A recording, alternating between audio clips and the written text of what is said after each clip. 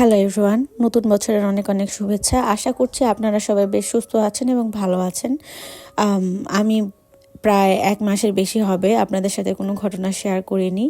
এর আগেও ভয়েসটা আমি এডিট করেছিলাম, বাট আমি এখন বাজে সকাল 11টা 19, আমি ভয়েস রেকর্ড করছি। বাইরে প্রচুর নয়েজ হচ্ছে, তাই আমি আগের অডিওটা ক্লিয়ার করে দিয়েছি। আর নতুন বছরে সবার সুস্থতা এবং সফলতা কামনা করছি। আশা করছি আপনাদের নতুন বছর বেশ ভালোই কাটছে, সবাই সুস্থ আছেন। যারা ভূতের গল্প শুনতে পছন্দ করেন অথবা ভূতের গল্প লিখতেও পছন্দ করেন, তারা চাইলে আমাদের প্যারানর্মাল সোসাইটি এবং প্যারানর্মাল সোসাইটি বিডিতে লিখে জানাতে পারেন, অথবা আমার ইউটিউবের কমেন্ট বক্সেও আপনারা লিখতে পারেন, অথবা আমার ফেসবুক আইডি জানাসা নামেও সেটা লিখে পাঠাতে পারেন। হরর স্পেশালের আরও একটি এপিসোডে আপনাদেরকে স্বাগত জানাচ্ছি। অনেক দিন পরে আসলাম আপনাদের সাথে নতুন একটা ঘটনা শেয়ার করতে। যদিও এটা লেখা আছে যে সেটা ঢাকার সত্য ঘটনা, আমি জানি না সেটা আদৌ সত্য কিনা, তবে বেশ ভয়ানক একটা ঘটনা আমি শেয়ার করছি। যিনি লিখেছেন তার নাম হচ্ছে মাকসুদুল হাসান কিরণ। ঢাকার সত্য ঘটনা লিখে, তারিখ 12/7/2019, ঢাকার মিরপুরে আমাদের 3তলা বাসা। আমি ছোট বোন নিশি আর মা একসঙ্গে থাকি। বাবা চাকরির কারণে বাইরে থাকেন। নিশি স্কুল থেকে ফেরার পর দিন সারাদিন টিভি দেখে আর আমি নিজের পড়াশোনায় ব্যস্ত থাকি। মা আমাদের সব কিছু সামলে নেন, তবে ইদানিং মাকে খুব অদ্ভুত আর চুপচাপ লাগছে। রাতে মা মাঝে মাঝে বলে, তানিয়া, ঘরে একটা অদ্ভুত আওয়াজ হয়, রান্নাঘরের বাসনপত্র নড়ে চড়ে ওঠে, মনে হয় কেউ হাঁটছে। তোর কি মনে হয় না কিছু অস্বাভাবিক? আমি সবসময় যুক্তি দিয়ে মাকে বোঝাই, মা তুমি বেশি ভাবো, এটা তো ইঁদুরও করতে পারে, আর এসব আওয়াজ আমাদের কল্পনা। এই যুগে এসে এভাবে ভাবা উচিত না। মা আর কিছু বলেন না, শুধু মাথা নিচু করে চলে যান। তারিখ 10/12/2019। আজ বাসায় আমি আর নিশি। মা কয়েক ঘন্টার জন্য মিরপুরের অন্য প্রান্তে খালার বাসায় গেছেন। নিশি কিছুক্ষণ আগে কিচেন থেকে আম্মুর রেখে যাওয়া কাজটা রাঁধতে গেছে। আমি আমার রুমে মোবাইলে গান শুনছিলাম। হঠাৎ নিশি দৌড়ে এসে আমাকে জড়িয়ে ধরে হাঁপাতে শুরু করলো। ওর কপালে ঘামে ভেজা, চোখে আতঙ্ক। আমি অবাক হয়ে জিজ্ঞেস করলাম, কি হলো? এভাবে দৌড়ে এলি কেন? ও ফিসফিস করে বলল, আপু, আমি কিচেনে গিয়ে দেখলাম আম্মু কাস্টার্ড বাড়ছেন। আমার ভ্রু কুঁচকে গেল। তুই কি বলছিস? আম্মু তো খালার বাসায়, ও তো ঘন্টাখানেক আগেই বেরিয়েছে। দরজা নিজে বন্ধ করেছি আমি। নিশি গলার স্বর কাঁপিয়ে বলল, আমি ঠিক দেখেছি। আম্মু শাড়ি পরে কিচেনে দাঁড়িয়েছিলেন। আমাকে দেখে কিছু বললেন না, শুধু একভাবে তাকিয়ে থাকলেন। আমার পিঠে ঠান্ডা স্রোত বয়ে গেল, কিন্তু নিজের ভয় লুকিয়ে বললাম, তুই হয়তো ভুল দেখেছিস, আম্মু আসার প্রশ্নই ওঠে না। ঠিক তখনই রান্নাঘর থেকে একরকম ঝনঝন শব্দ ভেসে এলো। মনে হলো কিছু একটা পড়ে গেল। নিশি ভয়ে কেঁদে উঠল। আমি সাহস সঞ্চয় করে বললাম, চল দেখি রান্নাঘরে কি হচ্ছে। যদি তুই মিথ্যে বলিস তবে কিন্তু তোর খবর আছে। আমরা দুজনে আস্তে পায়ে রান্নাঘরের দিকে এগোলাম। রান্নাঘরের বাতি জ্বলছে। আমি সোজা দরজার সামনে দাঁড়িয়ে ভিতরে তাকালাম। যা দেখলাম তাতে আমার শ্বাস আটকে গেল। রান্নাঘরে মা দাঁড়িয়ে আছেন। তিনি গ্যাসের চুলায় চায়ের পানি গরম করছেন। মা আমাদের দিকে ফিরে মিষ্টি হেসে বলল, তানিয়া, চা খাবি? আমার পা যেন জমে গেল। নিশি আমার হাত শক্ত করে ধরে আছে। আমি কোনো মতে বললাম, না মা, লাগবে না।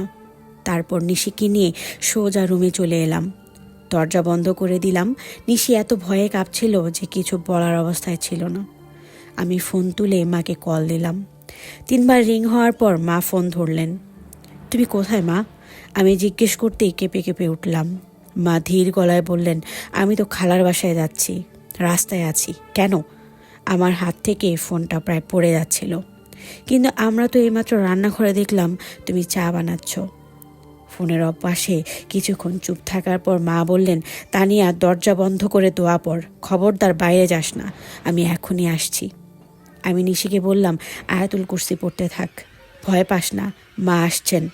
আমরা দুজনে কোরআনের আয়াত পড়তে লাগলাম, কিন্তু ভয় কিছুতেই কাটছিল না। নিশি কেঁদেই চলেছে। ঠিক তখন দরজায় টোকা পড়ল। তানিয়া, দরজা খুলতো। আমি মায়ের গলা, কিন্তু মা তো খালার বাসায়। তাহলে এই দরজার বাইরে কে? আমি নিশিকে জড়িয়ে ধরে কাঁপতে লাগলাম। নিশি ফিসফিস করে বলল, আপু এটা মা না। আমিও ভেতর ভেতর জানি নিশি যা বলছে তাই সত্যি। আমার হাত পা অবশ হয়ে আসছিল। আমি আমার মাকে ফোন দিলাম, কিন্তু ফোন কেটে গেল। বারবার চেষ্টা করেও একই অদ্ভুত বার্তা শুনতে পেলাম, আপনার কাঙ্ক্ষিত নম্বরে এই মুহূর্তে সংযোগ প্রদান করা সম্ভব হচ্ছে না। দরজার বাইরে থেকে মায়ের গলা আরও জোরালো হতে লাগলো, তানিয়া দরজা খোল, আমি তোকে ভয় পাওয়াচ্ছি না, দরজা খোল। আমি নিশিকে ইশারায় বোঝালাম চুপ থাকতে, কিন্তু নিশি এত ভয় পেয়ে ভেঙে পড়েছিল যে ওর কাঁপুনি থামছিল না। দরজায় আঘাত বাড়তে থাকলো। আমরা প্রায় ঘন্টাখানেক বন্ধ দরজার পেছনে আতঙ্কে কাটালাম। একসময় পুরো বাসাটা একদম নিস্তব্ধ হয়ে গেল, কোনো কিছুর শব্দ নেই। আমি জানালার ফাঁক দিয়ে নিচে তাকালাম। তখন রাত 10:30। হঠাৎ দেখি মা গেট দিয়ে ভেতরে ঢুকছেন, ওনার হাতে ব্যাগ। আমি চিৎকার করে বললাম, মা। মা দ্রুত দৌড়ে উপরে এলেন। দরজা খুলে মাকে জড়িয়ে ধরলাম। মা হতভম্ব হয়ে জিজ্ঞেস করলেন, কি হয়েছে তোদের? তোরা এত ভয় পেয়ে কাঁপছিস কেন? আমি সব খুলে বললাম। মা মুখে কোনো কথা না বলে রান্নাঘরের দিকে গেলেন। আমরা 3 জন রান্নাঘরে ঢুকলাম। সেখানে আর কেউ নেই, শুধু গ্যাসের চুলায় অল্প আগুন জ্বলছিল, যেন কেউ চা বানিয়ে রেখে গেছে। আম্মু দ্রুত পানি নিয়ে দরজার চারপাশে ছিটিয়ে দিলেন। তারপরে নিচু গলায় বললেন, তানিয়া, নিশি, তোদের ভয় পাওয়ার কোনো কারণ নেই, যা আছে সেটা চুপচাপ চলে যাবে। কিন্তু মায়ের চোখের গভীরে আমি যে আতঙ্ক দেখেছিলাম তা কোনোভাবেই চুপচাপ চলে যাওয়ার মতো কিছু মনে হচ্ছিল না। তারিখ 15/12/2019। এরপর থেকে রাতে রান্নাঘরে আর যাই না, নিশিও না।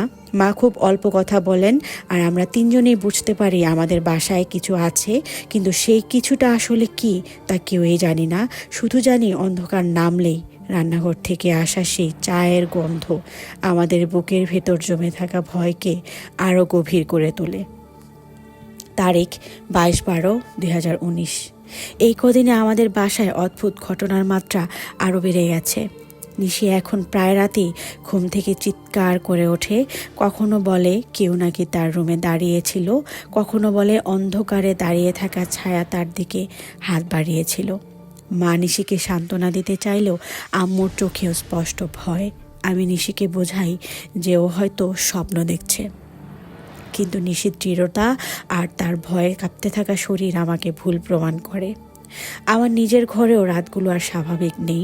কয়েকদিন ধরে মনে হচ্ছে কেউ যেন আমার ঘরের দরজার সামনে দাঁড়িয়ে গভীরভাবে আমার দিকে তাকিয়ে থাকে এবং ফিসফিস করে আমার নাম ধরে ডাকছে, তানিয়া, দরজা খোল। ভয়ে পুরো শরীর অবশ হয়ে গিয়েছিল। নিশিকে ডাকার সাহসও হয়নি। সারা রাত ঘুমাতে পারিনি। মাঝে মাঝে রান্নাঘরে বাতি জ্বলতে দেখি, আবার কখনো বাতি নিভে যায়। মা প্রতিদিন কিছু না কিছু দোয়া পড়ে পানিতে ফু দিয়ে পুরো বাসায় ছিটান, কিন্তু কোনো কিছুতে পরিস্থিতি বদলাচ্ছিল না। তারিখ 31/12/2019। নতুন বছরের সন্ধ্যা, চারিদিকে আনন্দ উল্লাস, কিন্তু আমাদের বাসায় এক ভৌতিক নীরবতা। মা রাতে আমাদের ডেকে বলেন, তানিয়া, নিশি, তোদের বলার অনেক কিছু ছিল, কিন্তু তোরা ভয় পেয়ে যাস বলে বলিনি। আমাদের বাসাটা আসলে অনেক পুরনো, আর পুরনো বাড়িতে অনেক সময় পুরনো স্মৃতিও থেকে যায়। আম্মুর গলা কাঁপছিল। আমরা অবাক হয়ে মায়ের দিকে তাকিয়েছিলাম। মা বললেন, আমাদের বাসাটা যেখানে তৈরি হয়েছে সেখানে আগে একটা বাড়ি ছিল। সেই বাড়ির কর্তা ছিলেন খুব খিটখিটে স্বভাবের একজন মানুষ। তার স্ত্রী খুব অল্প বয়সে মারা গিয়েছিলেন। লোকটা নাকি রান্নাঘরেই একটা অদ্ভুত মৃত্যুর শিকার হয়েছিলেন। কেউ বলে হার্ট অ্যাটাক, কেউ বলে আত্মহত্যা। তারপর থেকে এই জায়গায় কেউ শান্তিতে থাকেনি।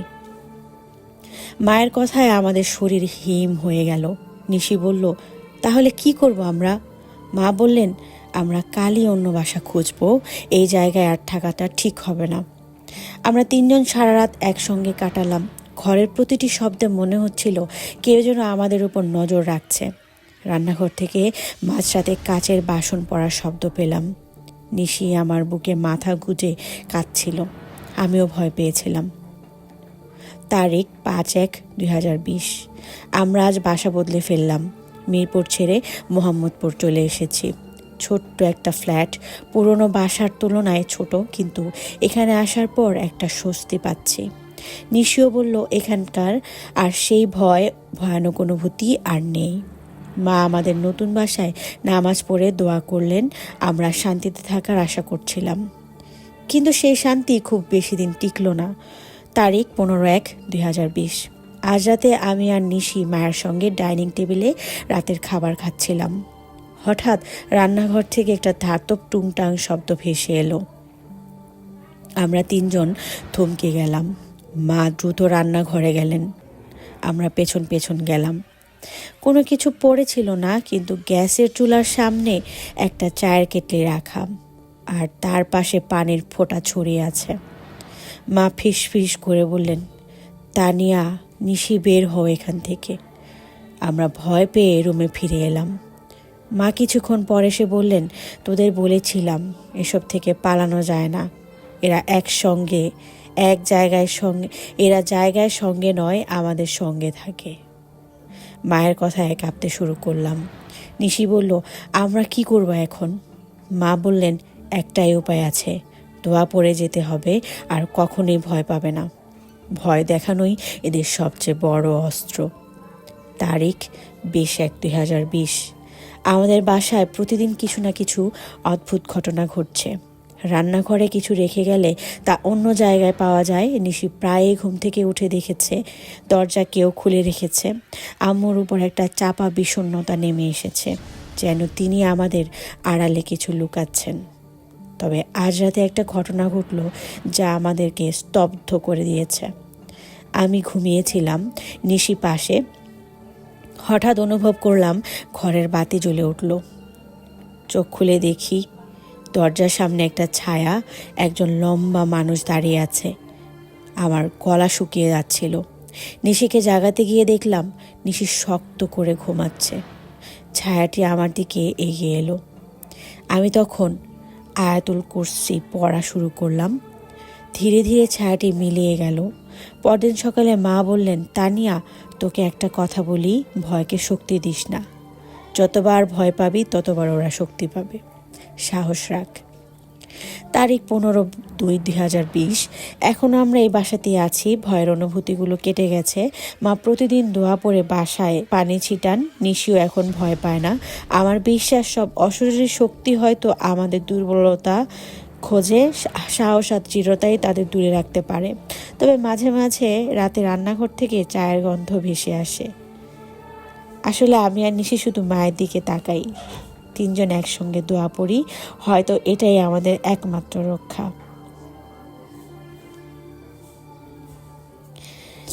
এই ছিল আজকের ঘটনা। আমি জানি না এটা সত্য কিনা, তবে চায়ের ঘটনা থেকে আমার মনে পড়লো যে আমিও একজন চাখোর মানুষ। মানে যাই হোক না কেন, চা আমাকে খেতেই হবে। বলা আছে এটা ঢাকার সত্য ঘটনা, তারপরও আমি শিওর না। আর আরেকটা জিনিস বলতে চাই, সেটা হচ্ছে যে আজকের যেই ঘটনাটা আমি শেয়ার করছি, এইটার কভার ফটো আমি প্রায় 1.5 মাস আগে বানিয়ে রাখছিলাম। আমার বিভিন্ন অসুবিধার কারণে বা ব্যস্ততার কারণে আমার এই যতবারই আমি এটা কভার করতে গেছি আমি পারি নাই, আমার সময় হয় নাই। আর নতুন বছরে হয়তো বা আমার নতুন নতুন গল্প আসবে, আমি সেটা প্রত্যেকবারই বলে থাকি, বাট আমি সেটা পারি না। যাই হোক, আপনারা যারা ভূতের গল্প শুনতে পছন্দ করেন অথবা আমার কাছে গল্প লিখে পাঠাতে চান, চাইলে আমার ইউটিউব কমেন্ট বক্সে সেটা লিখতে পারেন, অথবা আমাদের প্যারানরমাল সোসাইটি এবং প্যারানরমাল সোসাইটি বিডির অফিসিয়াল পেজে লিখে জানাতে পারেন, অথবা আমার আইডি লিয়ানাজার নামেও আপনারা লিখে জানাতে পারেন। তো এই ছিল মোটামুটি আজকের ঘটনা। নতুন কোনো ঘটনা নিয়ে আমি আবারও হাজির হয়ে যাব। আজকের মতো তাহলে এখানেই বিদায় নিচ্ছি। সবাই সুস্থ থাকবেন, ভালো থাকবেন। আল্লাহ হাফেজ।